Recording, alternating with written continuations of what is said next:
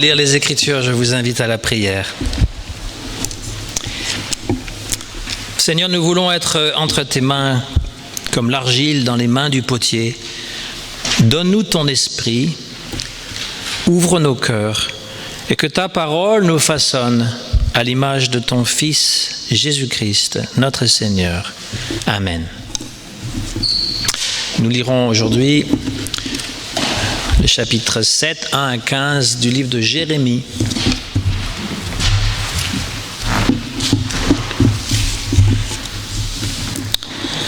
La parole fut adressée à Jérémie de la part de l'Éternel en ces mots. « Place-toi à la porte de la maison de l'Éternel, et là publie cette parole et dis. Écoutez la parole de l'Éternel, vous tous, hommes de Juda, qui entrez par ces portes, pour adorer l'Éternel. Ainsi parle l'Éternel des armées, le Dieu d'Israël. Réformez vos voies et vos œuvres, et je vous laisserai demeurer dans ce lieu. Ne vous livrez pas à des espérances trompeuses en disant « C'est ici le temple de l'Éternel, le temple de l'Éternel, le temple de l'Éternel. » Si vous réformez vos voies et vos œuvres, si vous pratiquez la justice envers les uns et les autres, si vous n'opprimez pas l'étranger, l'orphelin et la veuve, si vous ne répandez pas en ce lieu le sang innocent, et si vous n'allez pas après d'autres dieux pour votre malheur, alors je vous laisserai demeurer dans ce lieu, dans le pays que j'ai donné à vos pères, d'éternité en éternité. Mais voici, vous vous livrez à des espérances trompeuses qui ne servent à rien. Quoi? Dérober, tuer, commettre des adultères, jurer faussement, offrir de l'encens à Baal, aller après d'autres dieux que vous ne connaissez pas. Puis vous venez vous présenter devant moi, dans cette maison sur laquelle mon nom est invoqué, et vous dites, nous sommes délivrés, et c'est afin de commettre toutes ces abominations. Est-elle à vos yeux une caverne de voleurs, cette maison sur laquelle mon nom est invoqué? Je le vois moi-même, dit l'Éternel. Allez donc au lieu qui m'était consacré à Silo, où j'avais fait autrefois résider mon nom, et voyez comment je l'ai traité à cause de la méchanceté de mon peuple d'Israël. Et maintenant, puisque vous avez commis toutes ces actions, dit l'Éternel, puisque je vous ai parlé dès le matin et que vous n'avez pas écouté, puisque je vous ai appelé et que vous n'avez pas répondu, je traiterai la maison sur laquelle mon nom est invoqué, sur laquelle vous faites reposer votre confiance, et le lieu que j'ai donné à vous et à vos pères, de la même manière que j'ai traité Silo. Et je vous rejetterai loin de ma face, comme j'ai rejeté tous vos frères, toute la postérité d'Éphraïm.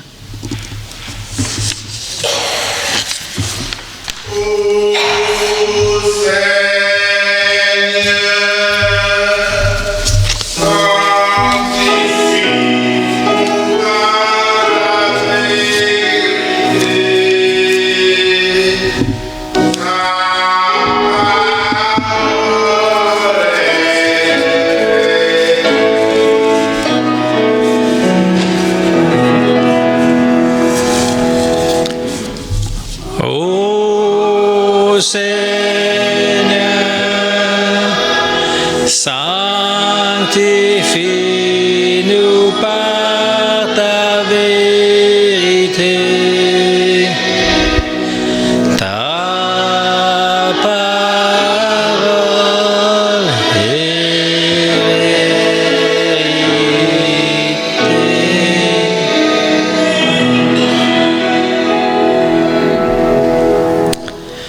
Alors, dans les lectures continues, si vous avez Parole pour tous, le petit recueil où il y a des méditations tous les jours, on propose donc la lecture continue de Jérémie, le prophète Jérémie. Et c'est rare qu'on va faire une prédication sur un prophète, mais ça arrive, nous avons cette liberté dans le milieu protestant.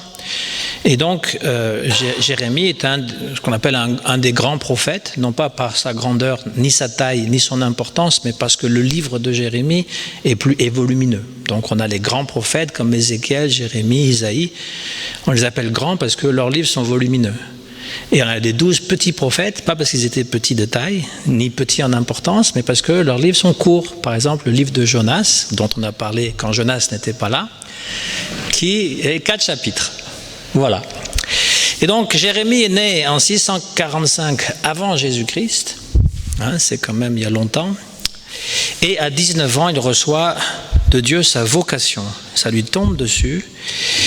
Il devient prophète. Alors, le prophète, ce n'est pas un devin, un magicien ou une espèce d'astrologue qui prédirait le futur, comme on le pense généralement. Il est le porte-parole de Dieu. Il a entendu la parole de Dieu et il doit la répéter. Il est un médiateur entre les êtres humains et Dieu, et il a pour mission de rappeler les clauses de l'alliance que Dieu a conclue avec son peuple et de dénoncer les déviations et aussi toute forme d'injustice et d'oppression qui existe dans la société. Le prophète se transforme en une espèce de juge à la fois religieux et social. Ce n'est pas lui qui choisit sa vocation. Il va accepter ce rôle difficile et même dangereux, et en général, il ne veut pas de cette vocation. D'abord, il entend ou voit Dieu. C'est souvent, dans une vision extatique. Il est possédé par Dieu. Il peut avoir des hallucinations. Il se comporte bizarrement. Devient même incompréhensible à ceux à qui il doit transmettre son message, si bien qu'il est souvent l'objet de moqueries. Et donc, très souvent, le prophète ne veut pas transmettre le message de Dieu. On se rappelle de Jonas, il est parti carrément, dès qu'il lui a dit « va annoncer à Ninive la destruction », il est carrément parti. Et il s'est réfugié dans un bateau, dans la cale d'un bateau, pour que Dieu ne le voie pas. Alors, évidemment, Dieu, il voit tout. Mais il ne voulait pas. Et même après avoir été avalé par une espèce de gros poisson, il dit « je ne veux pas aller à Ninive ». Il ne voulait pas.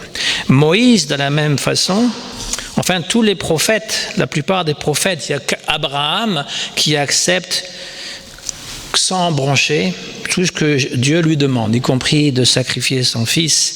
Jérémie, lui, dit son inexpérience. Je suis trop jeune, il a 19 ans, je ne saurais pas parler. Ésaïe dit, je suis quelqu'un d'impur, j'ai des lèvres impures. C'est un peuple aux lèvres impures. Et là, il y a un ange qui vient et qui prend un des brasiers sur l'autel et qui touche les lèvres d'Ésaïe. C'est au chapitre 6 d'Ésaïe, la vision de Dieu sur le trône. C'est d'ailleurs donné suite à la mystique, une des mystiques juives, le trône, la vision du trône. Et puis Gédéon aussi, il dit qu'il appartient à une petite famille, c'est trop petit, et Moïse, lui, donc par 5 reprises, il refuse. Je ne sais pas parler, je bégaye. Ils ne m'écouteront pas. Ça, c'est souvent que ça revient souvent, comme Ézéchiel aussi il le dit. Ézéchiel, il dit, mais c'est dangereux, ils ne vont pas me croire que c'est Dieu qui parle. Et d'ailleurs, la plupart des prophètes ont été soit emprisonnés, soit tués par les leurs, pas par l'ennemi, parce qu'ils annoncent des choses que les gens n'ont pas envie d'entendre.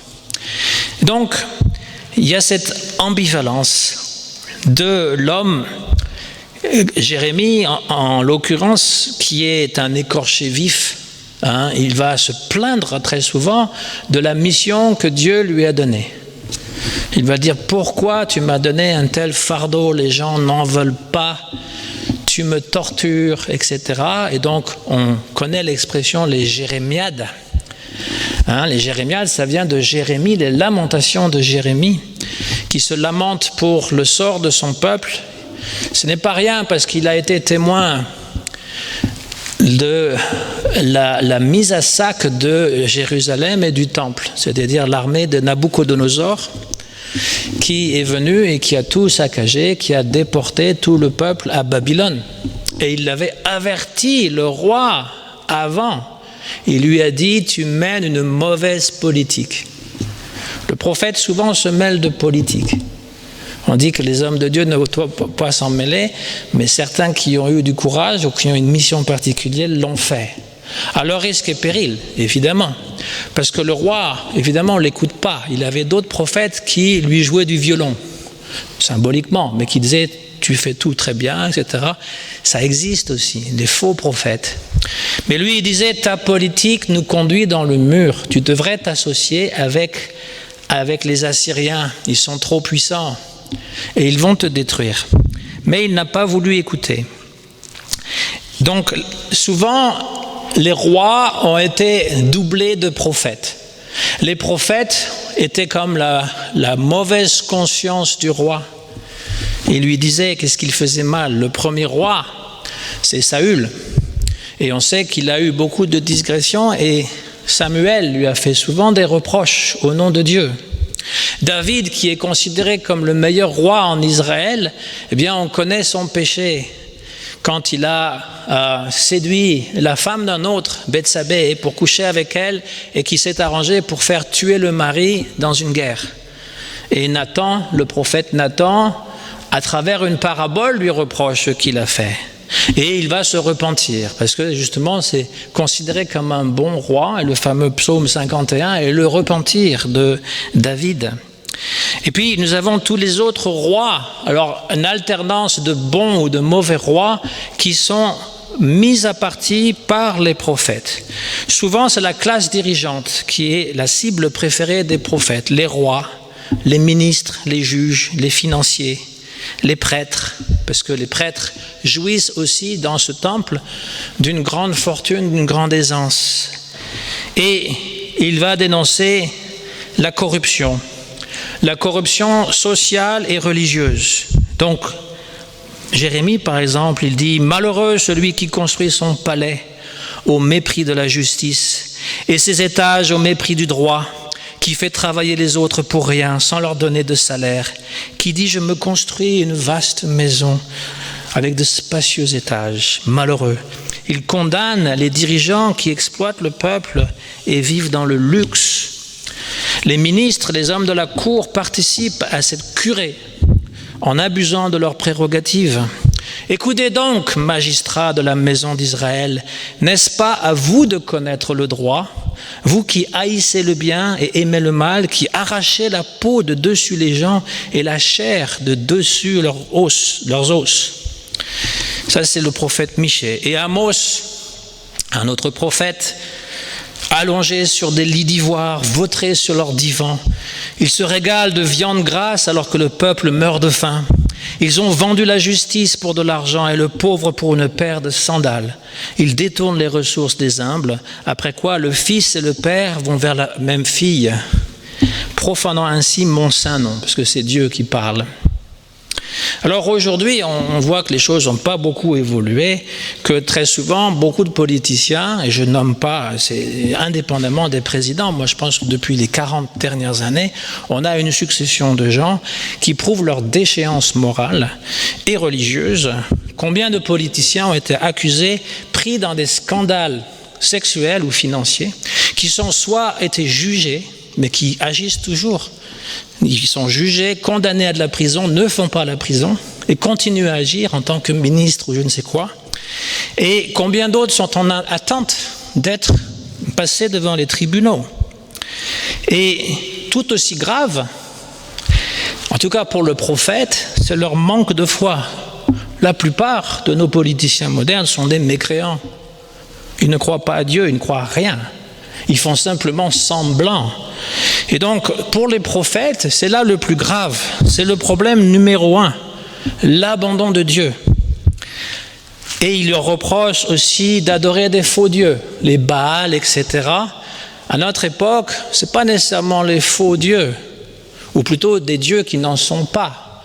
On a des hommes qui se prétendent être Dieu, les dieux du stade par exemple. Comment se fait-il que quelqu'un qui tape dans un ballon peut être payé aussi cher? Ce sont des dieux. Ou plutôt l'incroyance. C'est plutôt ça ce qui nous caractérise. Le mot péché ne veut pas dire les manquements moraux comme on pense. Le mot péché vient d'un terme qui veut dire se détourner. Ça veut dire tourner son dos à Dieu. L'abandon de Dieu est la source de tous les maux physiques, moraux et spirituels. Si tout va mal dans le monde, c'est parce que nous avons délaissé la religion de nos ancêtres. Ça peut sembler très radical, mais moi je me rappelle, au lendemain du 11 septembre 2001, et j'étais en Amérique et je voyais ça à la télévision. Il y avait tous les dimanches un pasteur, non pas évangélique mais presbytérien, c'est-à-dire très proche de nous réformés, qui avait une très très belle prédication. Et ce jour-là, il était vraiment, très très blessé par ce qui était arrivé, on peut le comprendre. Mais la chose la plus pertinente qu'il a dit, c'est tout ça parce que nous avons délaissé notre religion. Ça fait tellement d'années que nous nous laissons aller, c'est la cause de tous nos maux. Il l'a bien souligné et je pense que c'était tout à fait pertinent. Non pas que à cause de nos péchés, Dieu nous punit, c'est pas ça que je dis. C'est pas ça qu'il disait non plus.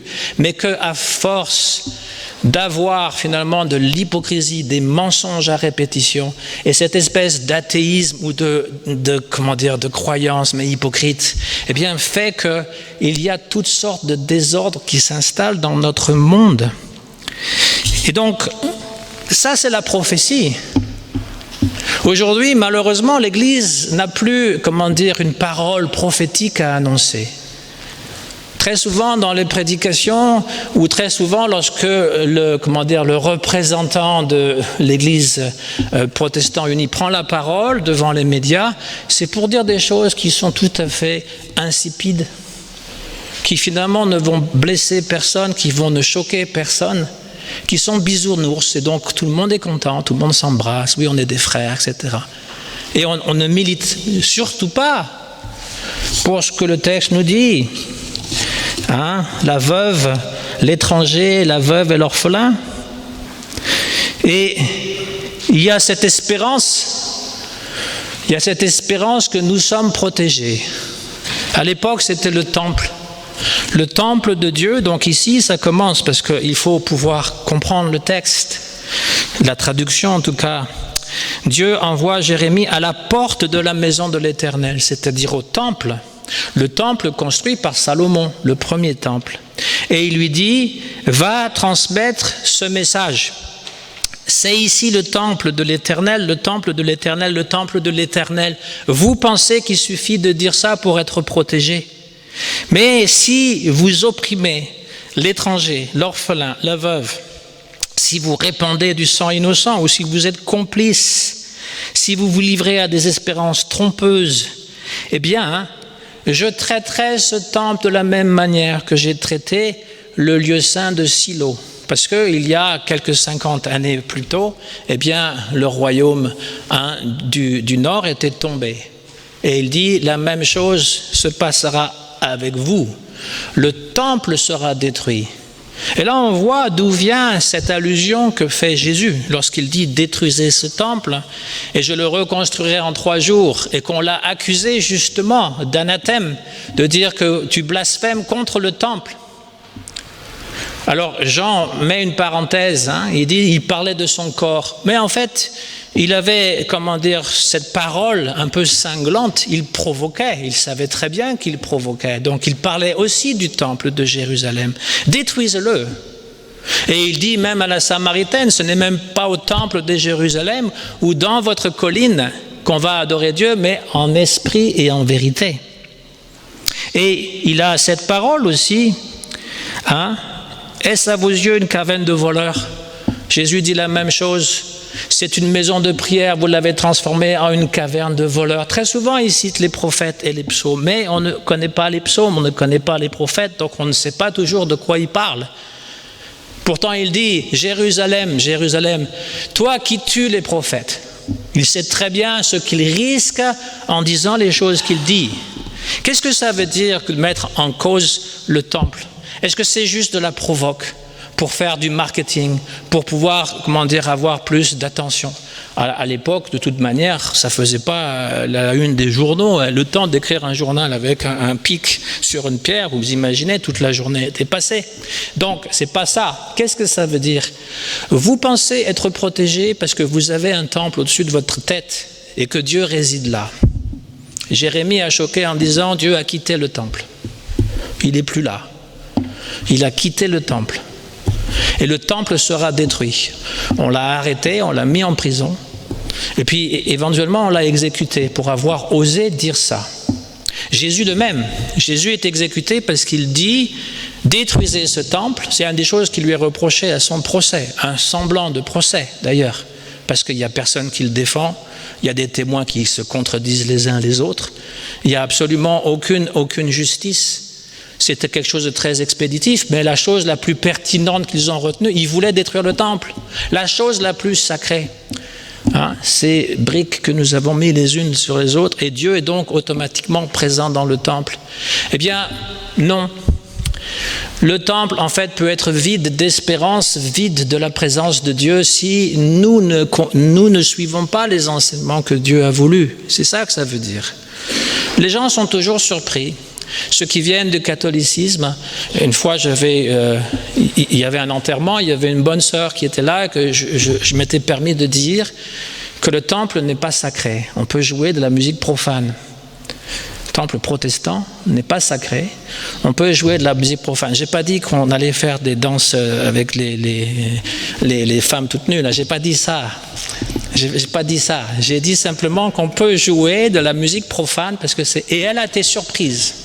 Mais agréablement surprise, parce que j'ai assisté à l'inauguration de la nouvelle cathédrale à Créteil, où finalement ils mettent de l'eau bénite sur les murs, etc. L'église est sacrée.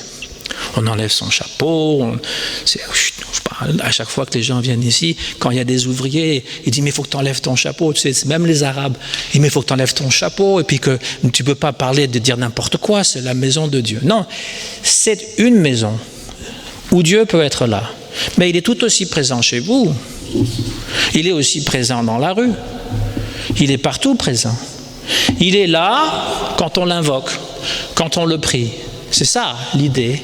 Quand on fait ce que lui nous demande de faire. Mais il peut très bien être absent là où on pense qu'il est le plus présent. Et c'est ce qui est arrivé. Leur confiance absolue au fait que le temple ne pouvait pas tomber parce que c'est la maison de Dieu, alors qu'il n'avait rien demandé. Dieu disait, je ne veux pas de maison. Il a dit à David, je ne veux pas de maison. Il dit, je vais te construire une maison. Moi, j'ai un beau palais avec des poufs et puis des pafs et puis toutes sortes de choses. Et moi, je vais te construire un beau temple aussi. Et Dieu a dit, mais j'en veux pas de ton temple. Moi, je suis content sous la tente. Ça me suffit. Il était sous une tente, ça le suffisait. Donc, ils ont construit ce beau temple. Salomon a construit ce beau temple. Mais Dieu n'a rien demandé. Et donc, il peut très bien décider de s'en aller ou de rester. Et voilà. Mais cette assurance que Dieu est là, voilà, nous sommes protégés et il protège la ville. Et donc, les Assyriens ne pourront jamais nous envahir. Évidemment, il ne faut pas être un très bon stratège pour ne pas comprendre que cette partie-là, près de la Méditerranée qu'on appelle Israël, est un lieu de passage. Tout est désert autour. Donc, s'ils veulent venir d'Égypte, c'est ce qui s'est passé. Ils sont venus d'Égypte, le roi d'Israël un jeune roi, a voulu les arrêter, il s'est fait tuer. Ben oui. Et puis après, si les Assyriens veulent envahir l'Égypte, ils passent automatiquement par le petit territoire d'Israël, automatiquement. Il ne faut pas être très intelligent. À l'époque, aujourd'hui on peut passer dans le désert, il y a même des routes qui coupent le désert. Mais à l'époque, c'était inévitable. Et donc ils étaient convaincus que Dieu protégeait, le Seigneur des armées, Dieu, l'Éternel des armées. Un Dieu, on peut penser à un Dieu guerrier, mais ça c'est la conviction des anciens, Dieu est avec moi. Le problème dans une guerre, c'est que quand on se bat entre chrétiens, c'est arrivé, entre les Allemands et les Français et les Anglais, et puis chacun a son Dieu est avec nous. Ben oui, mais tout le monde ne peut pas gagner la guerre quand même. Donc c'est ça le problème, c'est-à-dire qu'à un moment donné, et on était convaincus que Dieu faisait ça.